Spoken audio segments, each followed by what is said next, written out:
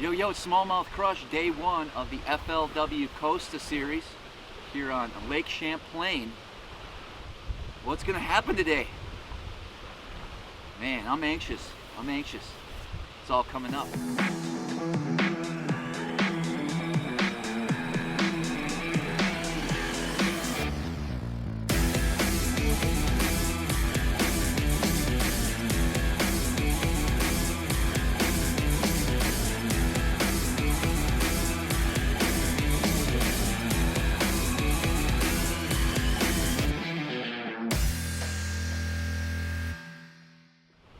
Well, as you can see, there's a bit of a breeze in the air, which is expected for this lake.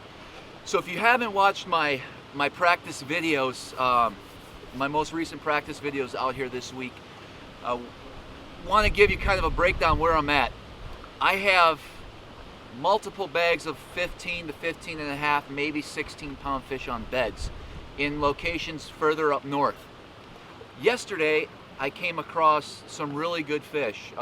A 20-pound bag of smallies sitting on beds, ready to be caught. And I'm boat 91. They're in obvious spots, and I feel like they may be covered up by the time I get there. It's a long run, so this is where decision making all comes into play when you're fishing a tournament. This bag is either going to make my tournament or break me here. I wouldn't say break me, but it's going to put me in a little pickle. If I get down there and there's already boats covered up on them, I have no other fish in the area. I have to make a very long trip back. Put it this way, by the time I get back here, I'll have about 20 gallons of fuel left in my tank. So it's going to be a long run. In this wind, as I'm talking right now, I'm getting pretty nervous thinking about it. I really am, guys. I have another area that I believe is a morning spot not too far from here that I could probably put some good fish in the boat. Do I go and do that? Or do I go run to these fish? I mean, in my mind, I'm already making that run. I have to take a chance here. So I may not get to them, and we'll have to adjust as we can. We're going to try to get some good footage today for you. Just waiting on my co-angler, Ruben, to show up and go over the game plan with him and get this day started. All right, guys, we're moments away from takeoff. Wind's still blowing. We got Ruben with us. Yes, sir. I don't know. It's going to be a battle, a fight. We're going to get wet. We can do it. Let's go. I took a pounding getting down there. We got down there. There was one boat in the area. He was fishing on a set of beds there that there was a good one on, but I was able to get that big one and another one and another one. So I got 3 out of the 5 that I wanted to get. I swung in here, grabbed this 2-pounder. This is the same one that Sean caught the day before. And I have one more to grab on my way back up north, so at least I have a solid limit. But I do have 3 really good ones in the boat right now. Unfortunately, man, I was just concerned about catching these fish. There was rollers. The water was dirty. It took me forever to find these fish that were on beds because the water was just dirt. They were 5 feet from the shoreline, and waves were pounding in on the shore. I was nervous that morning, so the last thing on my mind was getting the camera out. So I do apologize, but we're on a roll here. We got a shot. Not with a fish like that, but we're going to find some bigger ones, I hope.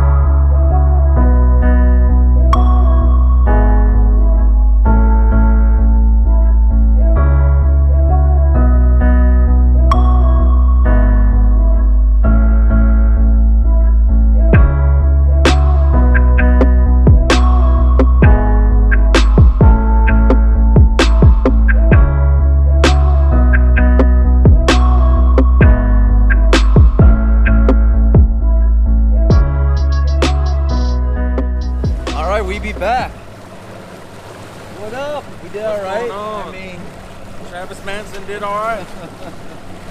it was a grind, but we made it happen. We're gonna go weigh these fish in, see where we stand with a chance to fight tomorrow.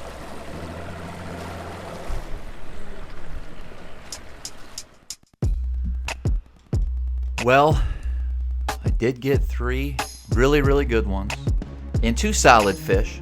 I thought I had a pretty good bag. Really did. You know, it was worth the gamble to run down south and grab those fish. Terrible conditions. I mean, some boats went down there and didn't make it back. And that's how bad it was. In some of that footage you saw, I was in protected areas. When I first got on those main fish that I found, there was rollers just pounding that shoreline. It made it really, really difficult. But I'm happy with what I have. You know, I tried my best today, and now we just have to go do it all again tomorrow and see what's going to happen. But those guys caught them today. There's no doubt about it. Lake Champlain is a fish factory.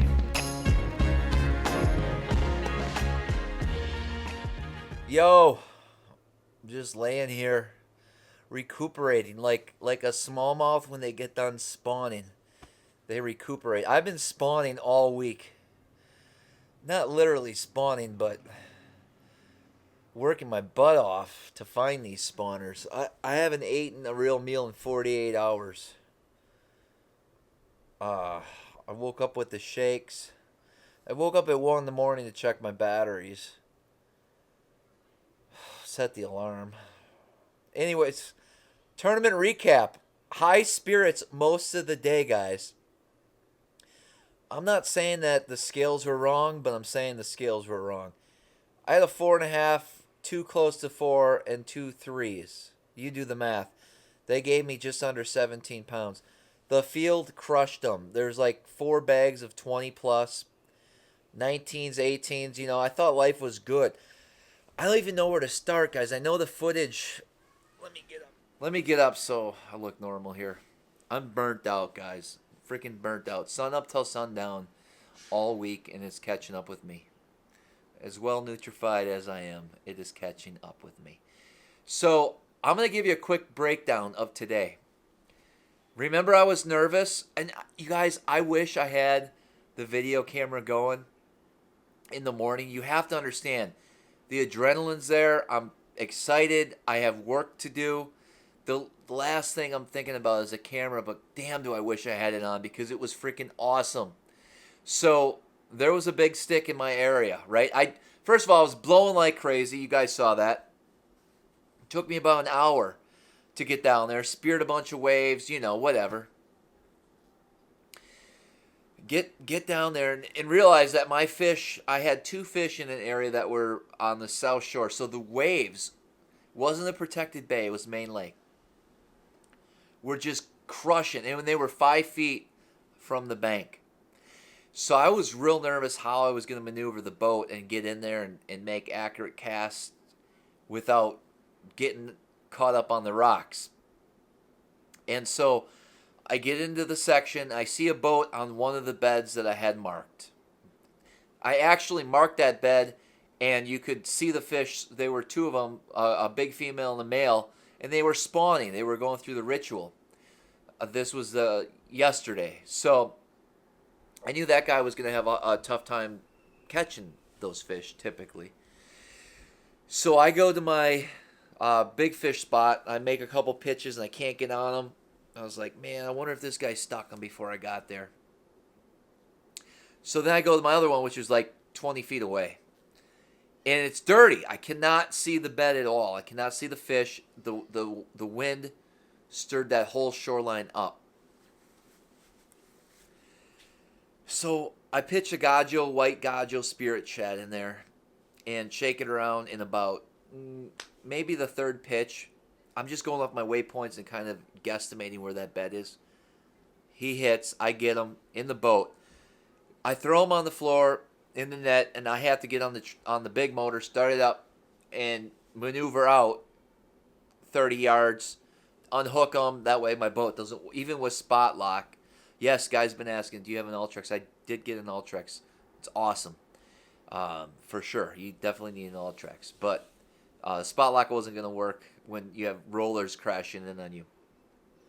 So, get them unhooked. I get in position for the big one. I cast in there. Nothing. It's like 10 minutes goes by. And I'm starting to think, okay, I got to go. Well, I feel a little tick. Boom.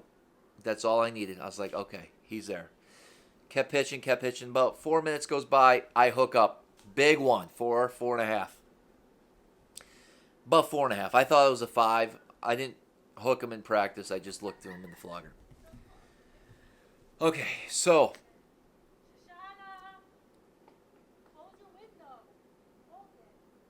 All right, so we catch him. All right, so I catch the big 5, got your white spirit shad, and I bolt down out of there. And that I kind of went over where that guy was just to see if he was on that same waypoint. It seemed like he was. The co-angler started casting towards me, so I kind of backed off. So I ran to the next spot, and there was 2 fish there. Took me about 10 minutes with the flogger to find that bed because the water was still dirty. I found him. I was like, there he is. Pitched to him, got him pretty quick in the boat. The other fish I had there was gone. So, and then there was one. So basically I had 5 good ones. I only was able to get 3 good ones. So I left out of there, plenty of time. I went and grabbed a 2-pounder off of a bed. You guys might see that in the video. I don't know if I hit record or not, save. But grabbed the 2 just to, get a limit. Then on my way back up to Plattsburgh, I stopped in another area, sand flat, where I found a bed, a 3-pounder, the day before. I was able to get to him, pitched in, caught him. So that would make it 5 fish. So I had a 5 fish, good bag. So I'm running up, and I decided to go into a certain little area, and the waves were crashing in on it. Normally, I blow through this. It's a sand flat. It's about 200-yard sand flat. Normally, I just cruise over it, but because of the waves up and down, seemed like when the waves were in the trough there that it was on the bottom. And so I came off pad. Once I got on the sand flat, I came off pad thinking that would be smart. Well, it wasn't. I got buried into the sand, and instantly, as soon as I hit, the waves took the boat like this, and then waves were just crashing in on the back of the boat, man. Like filling up quick. Panic mode, sort of. I was like, I don't think I'm going to keep idling. We have to get out of here. So I had to rev her up and get her out 50 yards, plowing through the sand. Boom, boom, boats banging, banging, banging. Get out there. Now I'm cruising back. Now I'm like, okay, we can't fish here today. This isn't going to work. I mean, I could have blown in on pad, but enough is enough, So I went and grabbed another 3-pounder. Actually, before that, okay, long story short, I must have picked up some sand or something. The motor went into Guardian mode halfway back up north. What that means, Guardian mode is, well, basically, I couldn't go over 5 miles an hour. And because I was too scared to shut the motor off or do, sometimes like if you blow a lower unit, you can get back to the dock if you keep going. But once you stop, you're kind of done. If you guys ever experienced that. But in my head, I was like, if I stop this boat, I'm going to be drifting out here in these big waves and eventually end up 5 miles onto this rocky shoreline. So I called the tournament director, asked him what my options were, if I could get Towboat US or someone could pick me up. Went through all that. But I ended up idling at 5 miles an hour to try to get to a backside of the island out of the wind. In case I had to shut down, I'd at least be safe. So that took about an hour, okay? So we're just hanging out idling in big waves for an hour. Awesome. Anyways, long story short, motor worked fine when I shut it off. It seemed fine, so I went for it. I went back, grabbed another 3-pounder, called out that 2. So now I got 2 3s, a couple under 4, and a 4.5 5-pounder.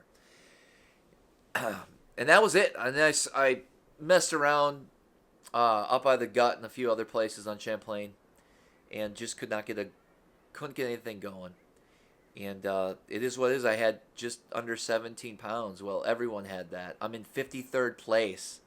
There's 200 some boats, but I mean, that's unreal. These guys, they got on them. I'm going to have a good bag tomorrow. I think we're going to have, I'm pretty confident, actually. I'm going to try something new. I'm going to go for some post-spawn fish in the morning. And then if I have to pick up my my bedding fish to complete the limit. I'm going to need about 17 pounds, 16 and a half to make a top to get paid tomorrow. So I got my work cut out. It's about 9:30 at night. I'm going to go to bed, guys. I don't know if you can tell. I'm freaking beat, exhausted, beat. This just drained me this week. It's not because I'm getting old. I just fish hard or something like that. So, hey, guys, I hope you enjoyed the video. Sorry about some of the fish catches. I'm going to get better with that. I need to have a camera going all the time so I can always catch.